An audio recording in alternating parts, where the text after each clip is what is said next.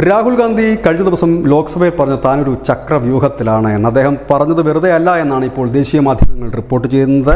ഉടൻ തന്നെ രാഹുൽ ഗാന്ധി ED വിളിച്ചു വരുത്തും. നാഷണൽ ഹെറാൾഡ് കേസിൽ അവസാന ഘട്ടത്തിലേക്ക് നീങ്ങുമ്പോൾ ഒരിക്കൽ കൂടി രാഹുൽ ഗാന്ധിയെ ചോദ്യം ചെയ്യാനാണ് EDയുടെ തീരുമാനമെന്ന് ദേശീയ മാധ്യമങ്ങൾ റിപ്പോർട്ട് ചെയ്യുന്നു. 751 കോടി രൂപയുടെ സ്വത്ത് ഈ നാഷണൽ ഹെറാൾഡ് കേസുമായി ബന്ധപ്പെട്ട് ED നേരത്തെ കണ്ടുകെട്ടിയിരുന്നു. 2022 ജൂണിൽ 4 ദിവസമായി 40 മണിക്കൂറാണ് രാഹുൽ ഗാന്ധിയെ ED ചോദ്യം ചെയ്തിരുന്നത്.